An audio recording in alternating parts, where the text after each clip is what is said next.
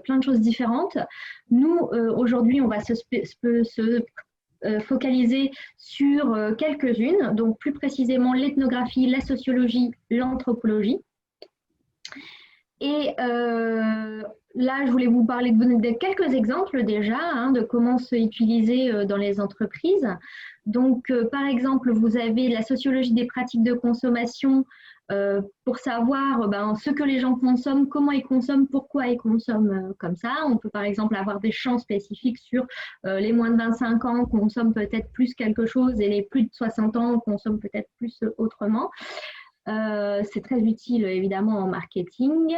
Vous avez de l'ethnographie des usages qui est un peu moins connue, en tout cas dans le monde de la distribution dont je parlais avant, mais vous avez, par exemple, quand on fait un logiciel, vous allez aller regarder avec votre utilisateur comment il se sert de votre logiciel pour tester avec lui quelle fonctionnalité il a besoin. Voilà, ça c'est vraiment de l'ethnographie des usages. Et l'anthropologie, c'est plus large, c'est une vision un peu plus 360 qui permet de capter les nouvelles tendances. Et par exemple, là, vous avez une photo avec les futurs espaces de travail. Celle-là me plaît beaucoup, elle me fait beaucoup rire. Donc, aujourd'hui, on va parler de tout ça. Alors, je voulais faire un petit retour pourquoi on parle de tout ça. Moi, je suis socio-anthropologue. Donc, ça veut simplement dire que j'ai fait un master de sociologie de l'économie et en particulier sur les organisations et les entreprises en France. Et puis un doctorat en anthropologie, donc en Chine, en particulier sur les communautés et le fonctionnement économique des communautés taoïstes, c'est-à-dire, on en parlera peut-être tout à l'heure, mais en tout cas, elles sont très innovantes.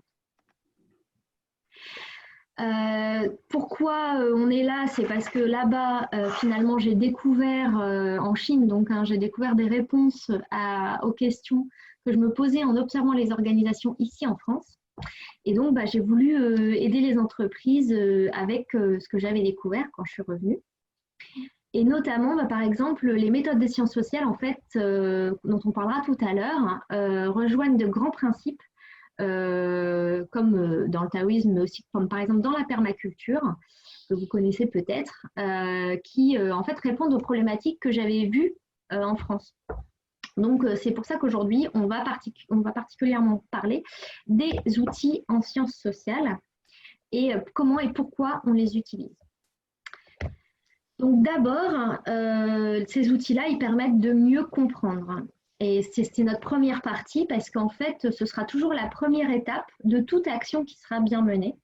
Et si vous connaissez la permaculture, la toute première étape, c'est d'observer sans rien faire et d'essayer de comprendre comment fonctionne le système, ce qui est exactement la même étape chez nous dans les sciences sociales. Alors, pourquoi mieux comprendre l'organisation ? Une organisation, c'est-à-dire une entreprise ou une association, tout simplement, d'abord pour mieux agir dans ces temps de transformation, en ces temps d'évolution de la société très complexe et très rapide en plus. Et je sais que ça paraît évident qu'on commence par comprendre, et en fait, pas tant que ça, parce qu'il y a toujours, malheureusement, l'organisation n'est jamais telle qu'on l'imagine. Et en fait, vous allez toujours avoir un décalage, parce que on va considérer peut-être que ça, c'est ce qui existe, et finalement, ça ressemble plutôt à ça. Donc, il y a quand même une grosse marge, et finalement, on essaye d'agir sur le fonctionnement idéal que nous, on imagine, c'est-à-dire nos représentations de l'organisation, alors qu'en fait, il faudrait plutôt prendre en compte le fonctionnement réel pour pouvoir finalement aller vers quelque chose de plus idéal. Et puis ça, c'est que le début, c'est-à-dire que si on regarde vraiment à quoi ressemble une organisation, ça ressemble plutôt à ça, l'iceberg, avec une partie visible de la culture, avec le vocabulaire, les postures ou les tons, ou aussi comment on s'habille, par exemple. Et finalement, tout ça, ça renvoie à des choses qui sont complètement immergées et finalement complètement inconscientes. Des croyances, des modèles de pensée et des procédures, évidemment, qui est la couche au milieu, Et ça paraît comme ça nous parle, mais finalement, en fait, on ne se rend pas compte de l'impact que peut avoir ces couches qui sont immergées sur nos prises de décision. Là, par exemple, j'avais un exemple j'ai discuté il n'y a pas longtemps avec quelqu'un sur une association de chasseurs. Donc, vous voyez, les chasseurs, effectivement, ils ont des croyances et des valeurs très fortes. La représentation d'eux-mêmes est très spécifique. Et une dame a postulé pour un poste de chargée de communication. Et c'est une femme, évidemment, donc seulement 2% de la population des chasseurs. Et en plus, elle est métisse. Donc, elle a été recalée.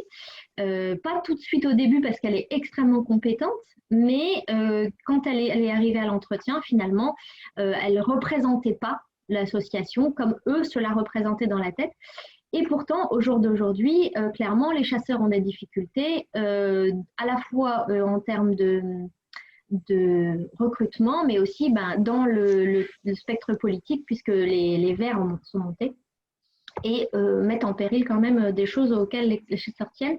Et finalement, engager cette dame, ça aurait été un très bon coup de com', mais ça ne rentrait pas du tout dans leur façon de faire, dans leur façon de se représenter eux-mêmes. Donc, elle a été recalée. Et ce qui est très dommage, parce que vraiment, je pense que ça aurait été un excellent coup de com' pour remettre en route une bonne dynamique dans l'association. Donc, c'est juste pour vous dire à quel point on pense, comment on se représente nous-mêmes dans notre organisation, finalement, ça a des impacts et souvent pas toujours positifs. Un autre exemple, donc dans une transformation culturelle auquel on participe, là c'est un changement de dirigeant qui a lancé la transformation. En fait, c'est une dirigeante très dynamique, très iconoclaste, qui s'est attaquée à la transformation des métiers, de la structure, des valeurs. Enfin, c'est une grande transformation, puis très adaptée au monde actuel. Et pourtant, en fait, on a eu une transformation hétérogène parce qu'on a souvent des services de l'entreprise qui sont plus progressistes et des services qui sont historiques et eux vont moins facilement se transformer. Donc, on arrive avec des services historiques qui sont encore dans la culture traditionnelle de l'entreprise alors que les services progressistes, eux, veulent la faire changer. Et finalement, des collaborateurs qui sont frustrés de ne pas pouvoir avancer plus vite et des collaborateurs de l'autre côté qui sont finalement qui sont angoissés de cette transformation. Donc nous, par exemple, là, c'est là qu'on intervient avec les sciences sociales, par exemple, pour diagnostiquer cette hétérogénéité culturelle, savoir où les freins se trouvent et comment on peut avancer. Donc là, on préconise des actions possibles et on va engager aussi le dialogue en emmenant les collaborateurs avec nous dans l'étude. Et ça, on en parlera dans la prochaine un peu plus tard dans le webinaire. Je voulais aussi vous parler de comprendre, c'est aussi comprendre l'environnement.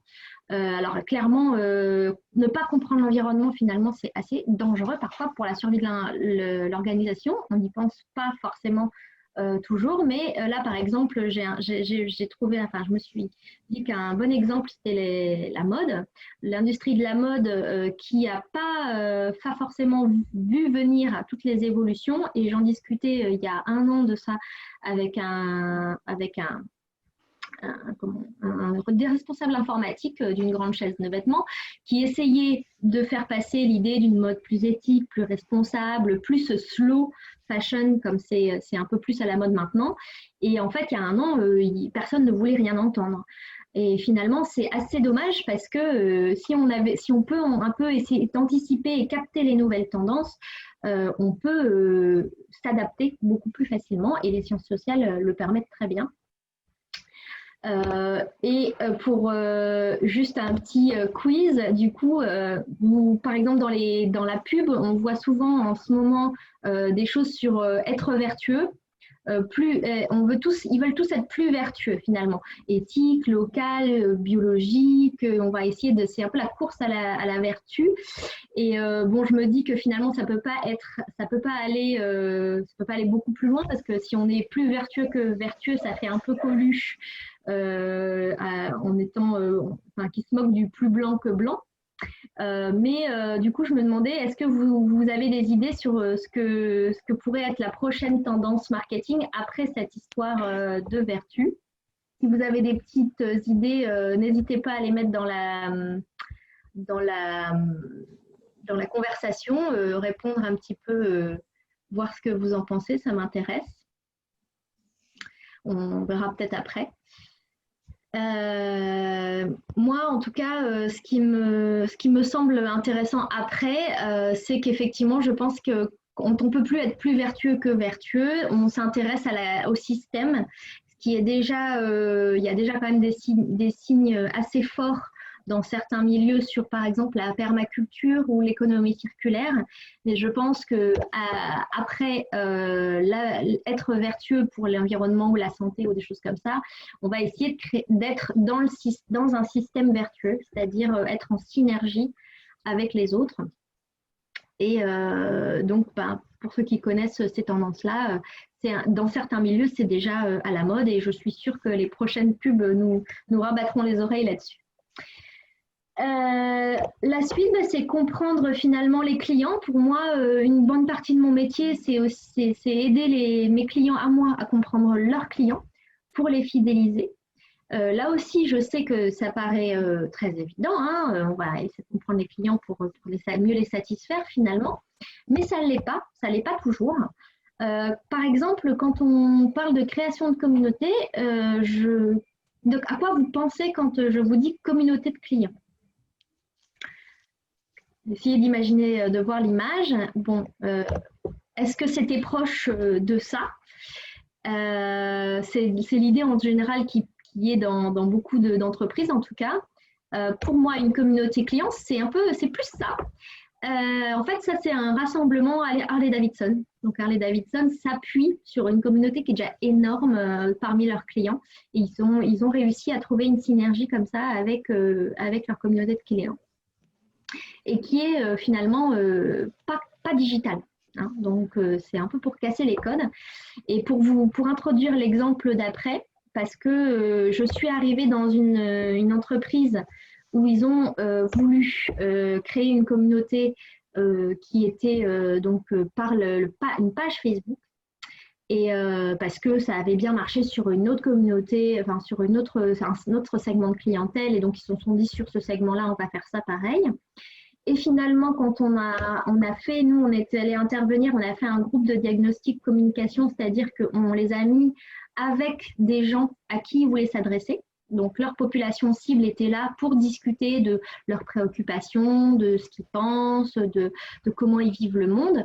Et à ce moment-là, en fait, les responsables communication se sont rendus compte que la page Facebook, c'était pas vraiment une bonne idée puisque la population n'utilisait pas Facebook de cette manière-là. Et en plus, le ton qu'ils utilisaient sur leur page Facebook était totalement décalé par rapport à leurs préoccupations quotidiennes.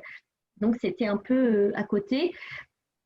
Pourtant, ils ont fait ce que tout le monde imagine faire, tout le monde conseille de faire. Donc, c'est vrai qu'il faut réfléchir à si la communication est bien adaptée et finalement comprendre les clients pour les satisfaire et les fidéliser, ce n'est pas aussi simple qu'on l'imagine. Donc, pour résumer, finalement, pour moi, comprendre, c'est quand même la clé pour engager les clients, mais en créant de meilleurs services et produits, en ciblant mieux le marché et puis en fidélisant aussi par exemple, la conception d'expérience. Parce qu'en fait, les sciences humaines, les sciences sociales en particulier, sont la base du design thinking, des personas et de la conception d'expériences collaborateurs ou clients. Je vous avais certainement entendu tous ces mots-là. Qui sont très à la mode et en fait on oublie souvent qu'à la base de tout ça, les sciences sociales, ce sont les outils de sciences sociales qu'on utilise. Je peux dire quelque chose, Marjorie? Oui, bien sûr. Je ne sais pas si tout le monde sait ce que c'est un persona. Alors oui, alors les personas en marketing, en fait, on va créer un personnage client pour mieux pouvoir s'imaginer le client quand on crée de la communication ou quand on crée un service. Le souci, c'est que souvent, les marketeurs créent leur persona client, donc le personnage du client, hein, avec la photo, qu'est-ce qu'il aime, comment il vit, est-ce qu'il est marié ou pas, plein d'éléments. En général, ils créent ça dans leur bureau tout seul en imaginant. Et ça marche quand même beaucoup moins bien que quand on va vraiment sur le terrain et qu'on rencontre les clients et qu'on crée des personas à partir de ça. Est-ce que je réponds à ta question? Oui, tout à fait. Merci. Donc voilà. Et en fait, tout ça, finalement, pour moi, c'est une manière de mieux engager les clients parce que finalement, cette histoire de communauté, c'est aussi la question de l'engagement. Et c'est ma deuxième partie. Parce que finalement, tous ces outils-là, ça permet de mieux engager. D'abord, mieux engager les parties prenantes, par exemple. Dans la RSE, c'est quand même quelque chose de très important. Et là, sur l'engagement des parties prenantes, on a eu des clés parce qu'on peut mieux les comprendre, c'est-à-dire on va pouvoir analyser leur positionnement dans l'environnement, on va pouvoir comprendre quels sont leurs intérêts, quels sont leurs enjeux stratégiques. Et donc, on va pouvoir beaucoup mieux les mobiliser, savoir comment s'adresser à elles et de quoi leur parler pour pouvoir les mobiliser dans la démarche. Évidemment, on peut aussi mieux communiquer avec elles, avec les collaborateurs, avec les clients en général, tout simplement parce qu'on peut s'intéresser aussi au style de communication, à la personnalité, quels sont les sujets qui les intéressent. Quand je parle des clients et de la communauté client sur Facebook, par exemple, ils ne parlaient pas du tout de sujets qui les intéressaient. Donc, tout ça, c'est des choses qu'on essaye de comprendre avec les sciences sociales et qui sont cruciales en fait pour communiquer, pour engager et puis aussi finalement après pour mieux manager puisque tout ça, ça s'adresse aussi aux collaborateurs. Et justement, on parle des collaborateurs. Pour eux, finalement, on est quand même dans un monde assez complexe et il y a une perte de sens qui est assez importante. Bon, après, il y a d'autres difficultés, mais dans les organisations où on est arrivé, on observe quand même souvent que il y a soit ça peut être simplement un manque de prise d'initiative ou de baisse de productivité parce que les gens ne savent plus trop où ils en sont, ne savent plus comment faire. Donc, c'est un mal-être, de la dépression, un désengagement, mais tout simplement parce que c'est difficile aujourd'hui de maîtriser l'environnement et de bien comprendre à quoi est lié notre travail, quoi. Donc, nous, quand on a vu ça, effectivement, on a même créé un service, en fait, qui s'appelle l'étude collaborative, où on emmène les collaborateurs avec nous sur le terrain. Et donc, on les forme d'abord aux outils. Ensuite, on les amène avec nous sur le terrain, c'est-à-dire on va rencontrer les clients, les utilisateurs, on les aide à les chercher, à les creuser pour comprendre ce qui se passe dans la tête de leurs utilisateurs et puis comprendre comment ils vivent le service, le produit, qui ils sont, pourquoi ils apprécient, plein de choses. On les a formés avant, donc évidemment aux méthodes d'écoute, d'observation, d'analyse pour qu'ils aient des clés qui ne soient pas perdus. Et puis après, on analyse tous ensemble avec la richesse de points de vue de plein de collaborateurs. Donc c'est très complémentaire. Et avec cette nouvelle connaissance qui est co-construite, en fait, ils peuvent réinventer leurs services, leurs produits, leur communication, leur processus. Ça peut être plein de choses différentes, mais simplement, eux, ils ont la base grâce à cette démarche-là. Pour finir, je voulais aussi vous parler un petit peu de vous, parce qu'il n'y a pas que les collaborateurs en général, on peut aussi faire des choses nous-mêmes. Donc, on peut améliorer nous-mêmes notre compréhension aussi de l'organisation en écoutant et en observant. Alors là, je vous ai mis une petite phrase de Dale Carnegie, qui dit effectivement qu'il faut écouter 2 fois plus que vous ne parlez. Et en fait, lui, il dit que c'est parce que ça rend effectivement plus aimable pour les autres. Les autres nous trouvent plus aimables et plus sympathiques. Mais en fait, ça permet aussi d'abord de valoriser les autres. hein, donner de l'attention et finalement reconnaître l'autre dans ce qu'il est. Ça permet de mettre une relation en place qui va vous ouvrir des portes. Mais franchement, nous, quand on fait des entretiens, on obtient des informations. Les gens nous racontent leurs secrets, là, clairement. On n'en a pas forcément besoin, puis c'est tout à fait confidentiel. Mais par contre, on sait que l'information qu'on recueille va très en profondeur dans ce que la personne vit. Donc, ce qu'on va pouvoir retirer comme valeur dans le service ou dans la communication qu'on va lui transmettre est complètement différent que de si on fait juste un questionnaire, par exemple. Donc, je peux vous dire clairement que écouter les autres et s'intéresser à eux, ça débloque des choses. Effectivement, c'est sans les juger, hein, il faut vraiment essayer de les comprendre.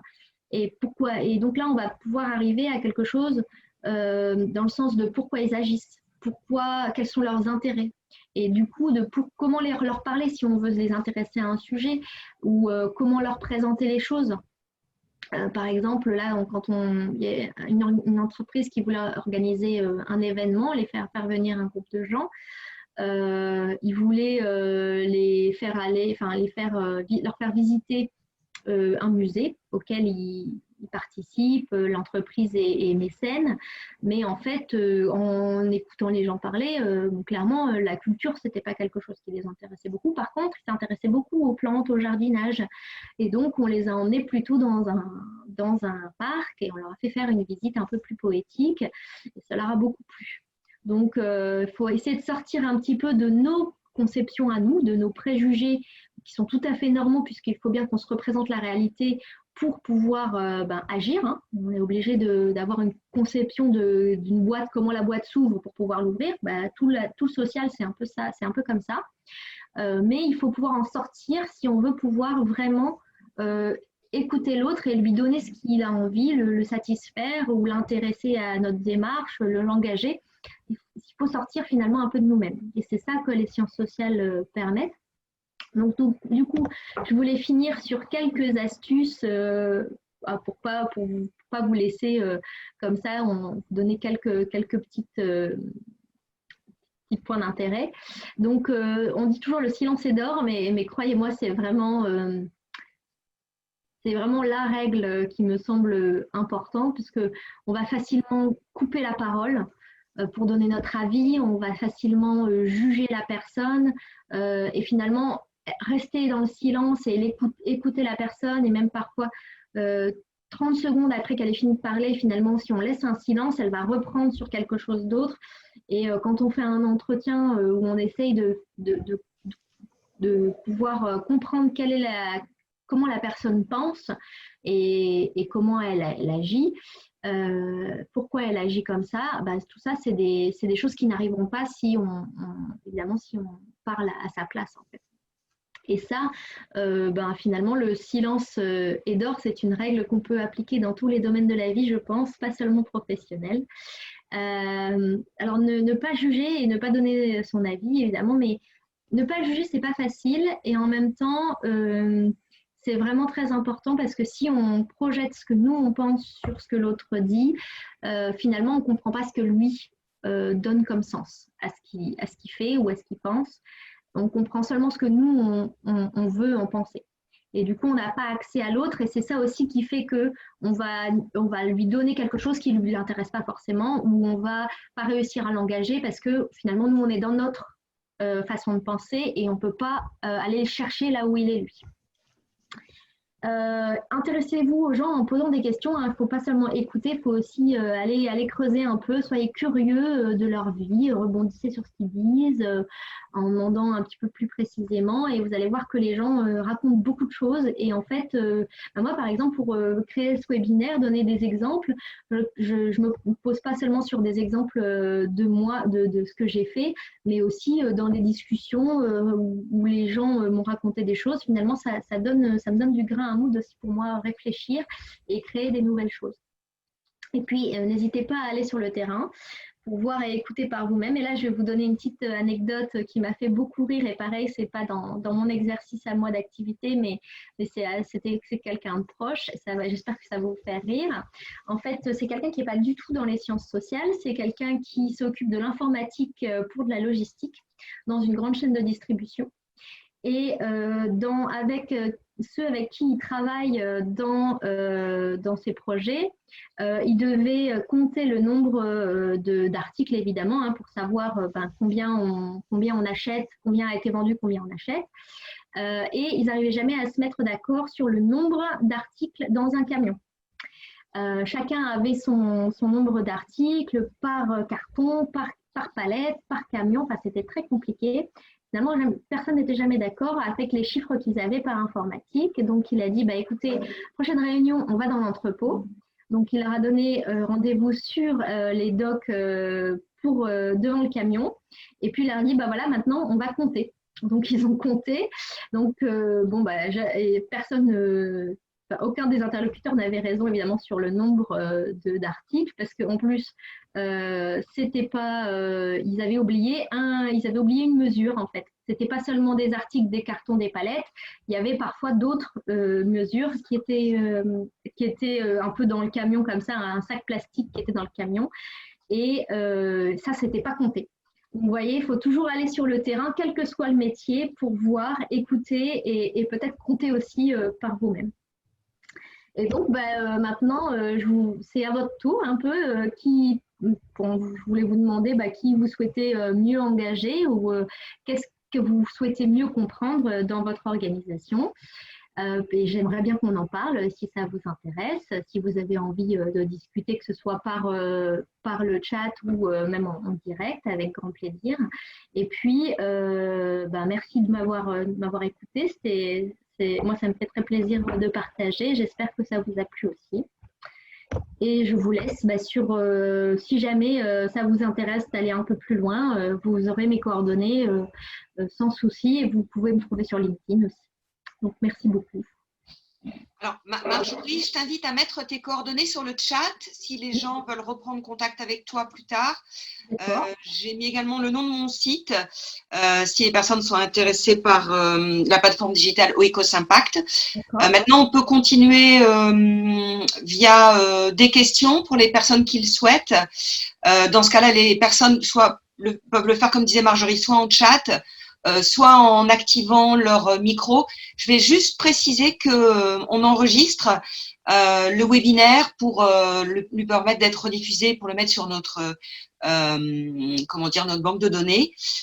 Donc, juste pour que vous le sachiez. Maintenant, c'est à vous de parler ou d'écrire comme vous le sentez si vous avez des questions.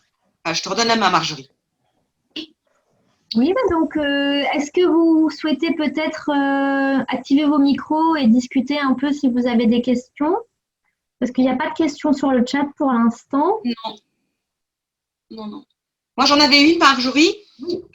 Quand tu parlais tout à l'heure de la communication, en fait, tu parlais du fond ou du fond et de la forme.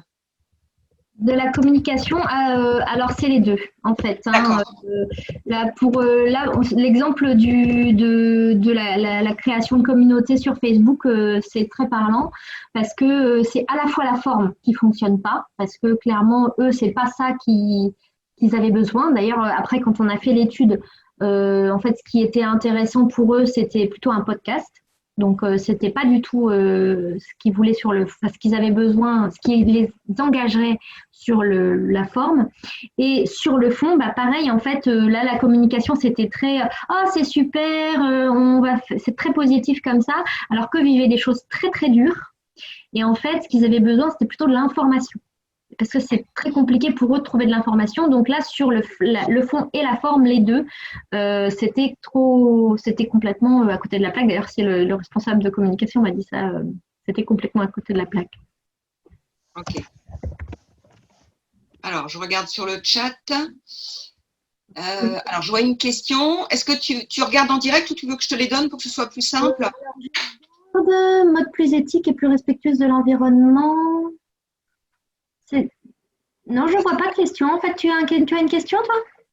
Non, je vois que tu as mis tes coordonnées. Non, j'en vois pas. J'ai mis mes coordonnées. Ok. Eh bien, écoute, ça veut dire que c'était très clair et qu'on a tous tout compris. Bon, je vois des remerciements. C'est gentil. Mais est-ce que vous, dans vos organisations, vous avez des démarches dans ce style-là ou comment ça se passe pour vous? C'est un peu ça, moi, la question que j'ai envie de vous poser. Est-ce que vous voudriez engager un peu plus des collaborateurs ou alors aller voir vos clients un peu différemment peut-être? Est-ce que c'est des choses que vous avez envie de faire? Et est-ce qu'il y a des freins pour ce genre de choses? Alors, est-ce que quelqu'un veut répondre? Alors, moi, je peux parler au nom de mon organisation, Marjorie, puisque nous, on a une organisation multisite. Donc, beaucoup de questions sont gérées au siège, mais on nous demande régulièrement notre avis. Comme on essaie d'établir une gouvernance partagée, tu vois, le frein, c'est la distance. Donc, je ne sais pas comment tu vois l'impact des sciences sociales, comment ça pourrait nous aider, nous, par exemple. Alors la distance, c'est un problème compliqué qui existe beaucoup aussi dans les SS2I. Nous, on a travaillé avec des entreprises de services informatiques où les consultants sont tous délocalisés chez les clients.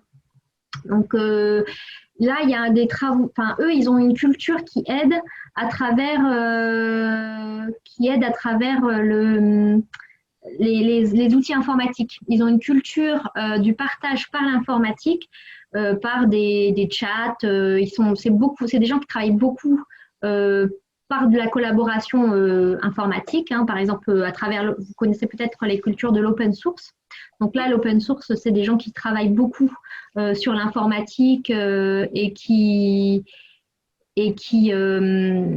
donc vont par des outils, vont avoir des façons de communiquer qui sont très instantanées finalement et qui vont presque enfin, comment dire, j'arrive pas qui vont presque faire de l'instantané en direct. Donc il n'y a plus la distance parce que souvent on parle à travers les emails. Donc forcément c'est à distance. Mais quand on va par exemple sur Slack ou sur d'autres outils et qu'on l'utilise en messagerie instantanée, il n'y a plus la distance géographique. Finalement, c'est un peu comme si on était directement avec la personne. Et là, par le télétravail, par exemple, il y a pas mal de gens qui ont commencé à collaborer comme ça, même si c'est pas dans la culture, et c'est ça qui est compliqué. Parce que les informaticiens, dans ces cultures-là, dans l'open source par exemple, ont cette habitude de travailler directement avec d'autres gens en instantané, en s'envoyant des messages instantanés. Donc ça, pour eux, c'est l'évidence. Et pour nous, c'est pas du tout évident, c'est pas du tout dans notre culture. Moi, j'utilise Slack, mais clairement, on l'utilise pas de la même manière qu'eux, en fait. Là, pour cette difficulté de la distance géographique, je pense que la seule possibilité, c'est de créer des outils informatiques qui existent, hein, mais surtout de s'acculturer à une utilisation qui est différente de la nôtre. On ne va pas utiliser Slack de la même manière parce que c'est comme si on va travailler directement, instantanément sur la même chose en même temps et discuter. Il faut comme se donner des rendez-vous, entre guillemets, et travailler ensemble à travers ces outils-là. Et là, la distance est réduite, en fait. C'est ce qu'on a fait. Effectivement, on a mis en place un Slack. On a régulièrement des échanges via Zoom. Et on est très souvent au téléphone. Et quand on peut, on se voit physiquement, mais c'est vrai que c'est un petit peu un frein quand même. Mais il y a des choses effectivement à mettre en place. Et le Covid n'arrange rien. C'est sûr, c'est sûr. Oui. Mais comme je dis, c'est pas l'outil lui-même, c'est vraiment la façon de l'utiliser. Donc c'est vraiment se donner rendez-vous à un moment pour travailler ensemble sur la même chose et puis commencer à discuter très régulièrement sur cet outil-là. C'est pas la même chose que dire bah voilà, il y a Slack et on peut s'envoyer des messages. C'est pas la même, c'est vraiment l'utilisation d'outils qui est importante. Oui. J'ai des questions, si tu veux, je te les donne. Donc, il y a une personne qui est arrivée à la fin qui demande si elle peut avoir un replay. Donc, je ferai un enregistrement, je te l'enverrai. Mais peut-être que tu feras d'autres webinaires, on en avait parlé ensemble. Et là, je te laisse répondre. Bah oui, j'espère qu'on fera d'autres webinaires. Et puis, enfin, même si vous avez des questions qui pourraient améliorer le webinaire, moi, ça m'intéresse de pouvoir rajouter des informations qu'on manquait ou des choses comme ça. Okay. Alors là, par exemple, la différence entre l'ethno et l'anthropo. Donc, très bonne question. Je ne l'ai pas mis parce que c'est très technique et je ne voulais pas alourdir. Mais en fait, je l'explique. J'ai une slide très claire. Je pourrais vous l'envoyer peut-être parce que là, je suis en train de préparer un MOOC. Donc, c'est beaucoup plus technique. L'ethnographie, en fait, c'est vraiment décrire les usages. C'est vraiment la méthode de description dans l'observation des usages, de la vie collective, de tout ce qui se passe dans un groupe ou pour une personne. L'anthropologie, c'est l'étape d'après, c'est l'étape même la troisième étape. En fait, après l'ethnographie, il y a l'ethnologie. Alors, l'ethnologie, c'est l'analyse de ces matériaux qu'on a créés par la description pour réfléchir à la cohérence. Donc ça c'est logie, donc le logos, c'est-à-dire le discours. Et ensuite, en troisième partie, en troisième étape, on a l'anthropologie. Et là, c'est comparer entre eux des écrits d'ethnologues sur une culture fait ça, une culture fait ça, et finalement, quels sont les points communs, quelles sont les différences. Donc l'anthropologie, c'est vraiment trouver les invariants du comportement humain à travers différents groupes donc on va faire par exemple de l'anthropologie de la parenté parce que dans toute l'humanité, il n'y a que 7 systèmes de parenté différents. Voilà. Ou de l'anthropologie du don contre don, ou de l'anthropologie de la consommation. Enfin, c'est vraiment sur ce qui est commun à toute l'humanité. Et alors, après la question d'après, j'espère que je réponds à vos questions. Vous me dites si ce n'est pas suffisamment clair. Alors, je suis consultant informatique en tant que facilitateur technique. Le recours à l'outil informatique biaise souvent la réponse aux besoins, car la technique supplante l'analyse du besoin. Ça, complètement d'accord. Je pense, là, je suis en train de créer un MOOC pour chef de projet. Donc, outils de l'ethnographie pour chef de projet. Donc, complètement d'accord. L'analyse du besoin, écouter son utilisateur, observer son utilisateur, c'est la base. Comment mettre de côté l'outil dans l'après-Covid? Alors, je pense qu'on peut, là, l'après-Covid, si c'est la question, c'est vu qu'on est en télétravail, c'est plus difficile de ne pas avoir recours au digital, je suis complètement d'accord. Et finalement, on a besoin d'un outil pour avoir accès à la personne. Le problème, c'est pas, je pense, l'outil, c'est vraiment ce qu'on en fait. C'est-à-dire, moi, j'ai fait des entretiens pendant le Covid par Zoom. Et ça ne m'a pas empêché d'avoir accès à la personne de l'autre côté. C'est juste que ça demande plus de concentration et d'aller vers l'autre et d'écoute très concentrée, très active, plutôt que quand on est en face à face. Quand on est en face à face, il se passe plus de choses, c'est plus facile. C'est pour ça que quand je forme les gens, normalement, c'est en face à face.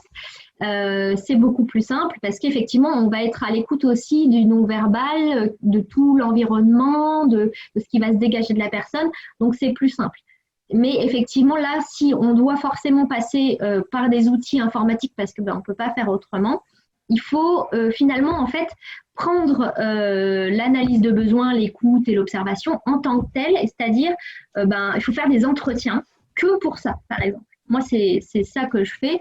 Et quitte à se servir de Zoom, ça, c'est pas gênant, mais vraiment focaliser que sur ça. Parce qu'en fait, aussi, il y a un problème avec le télétravail par le digital, c'est que ça coupe une majeure partie des interactions qui sont informelles, c'est-à-dire qui n'ont pas été organisées. Là, aujourd'hui, on a un rendez-vous pour un meeting, on fait le meeting et puis après, c'est fini. Il n'y a plus de « Ah, comment s'est passé ton week-end ?» En tout cas, c'est très, très réduit et c'est beaucoup plus rare. Et ça dépend des organisations, évidemment aussi. Mais du coup, il y a beaucoup d'informels qui passent à la trappe. Je rencontre un tel à la machine à café. Ah, tiens, j'ai un problème là-dessus. Est-ce que tu pourrais pas m'aider? Ou ça fait penser à l'autre qu'il a fait un tel truc. Et du coup, tiens, on pourrait peut-être faire ça. Tout ça, ça passe carrément à la trappe. Et donc, en fait, il faut recréer ça, mais à travers les outils. et recréer enfin pas le hasard, mais la coïncidence, c'est très compliqué évidemment. C'est beaucoup plus, c'est naturel à la base, donc c'est pas quelque chose qu'on va faire facilement.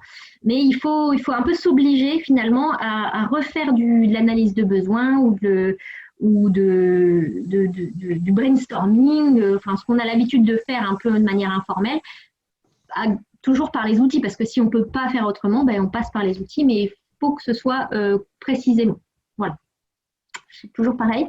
Je ne sais pas si je réponds aux questions. Pourriez-vous me tenir informé de l'heure de la mise en ligne? Oui, alors là, ce sera la mise en ligne, ce sera pour l'année prochaine. En fait, ce sera pour le début de l'année prochaine, et ce sera avec le MOOC GDP. Si vous connaissez GDP, c'est de la gestion de projet. C'est un MOOC spécifique, donc ce sera sur cette plateforme-là. Donc, on pourra peut-être vous envoyer un mail. À ce moment-là, vous pouvez, moi, m'envoyer un mail et je vous mets dans la mailing list parce que j'ai une petite mailing list que je suis en train de construire, donc pour informer de tout ce qui se passe. Donc, avec plaisir. Et envoyer la slide de la différence. Avec plaisir. Enfin, en fait, envoyez-moi des petits messages. Je vous mets dans la mailing list et puis je vous enverrai peut-être la slide, le replay, le MOOC quand il sortira. ce sera selon le planning de GDP. Je pense que c'est février. Voilà. Alors, Centrale Lille, oui. C'est effectivement le MOOC GDP de Centrale Lille. Je pense que c'est Centrale. Hein. C'est ça. C'est une nouvelle spécialisation du GDP. Voilà. Donc, vous connaissez, c'est bien. Tant mieux. Alors, quelqu'un te demande ton slide sur la différence entre ethno et anthropo. Oui, alors là, je vais peut-être pas le retrouver tout de suite, mais je pourrais, enfin quoique, en fait, en vrai, je pourrais peut-être le retrouver parce que je l'ai fait il n'y a pas très longtemps. Là, vous avez l'ethnographie qui est l'écriture ou la description de la vie d'un groupe. Alors, moi, comme je suis ethnologue, effectivement, c'est toujours un groupe, mais on utilise l'ethnographie pour faire des tests utilisateurs, des choses comme ça. Sociologie, c'est plutôt l'étude des questions de société. Mais là, c'est dans nos sociétés à nous, en fait, hein, c'est ça la différence entre l'ethnologie et la sociologie. L'ethnologie, c'est vraiment décrire un groupe dans sa vie et la cohérence de sa culture. La sociologie, c'est dans nos sociétés à nous, étudier une question, par exemple, le rapport homme-femme dans les entreprises. Voilà, et on va aller dans plusieurs entreprises, peut-être sur un seul secteur, parce que faut quand même ça fait quand même déjà du travail, et on va étudier cette question-là. Donc c'est un petit peu c'est une approche un peu différente. Et l'anthropologie, l'anthropologie, elle se sert de tout en fait. Elle se sert de l'ethnographie, de l'ethnologie et de la sociologie, et puis même des fois d'autres sciences humaines, la psychologie, parce que c'est assez proche finalement, la démographie, enfin ça peut être assez large en anthropologie. J'espère que ça répond à votre question. Alors, est-ce qu'il y a encore de nouvelles questions? Apparemment, c'était la dernière question. Moi, je voulais te remercier, Marjorie, pour la qualité de ton intervention et ta clarté, surtout parce que c'est des sujets quand même complexes et vastes. Et j'espère qu'on aura l'occasion de te revoir prochainement et régulièrement sur les réseaux pour d'autres webinaires. Voilà. Avec plaisir. Moi aussi, j'espère qu'on pourra se revoir. Avec plaisir. Merci pour votre participation. Donc, j'enverrai le replay à Marjorie qui a dû mettre tu as mis tes coordonnées sur le chat, Marjorie? Oui, tout à fait. Voilà, avec comment te joindre. Voilà. Merci à tous. S'il n'y a pas d'autres questions, on va s'arrêter là. Si tu es d'accord, Marjorie? Oui, tout à fait. Voilà. Merci. À bientôt. Portez-vous bien et prenez soin de vous.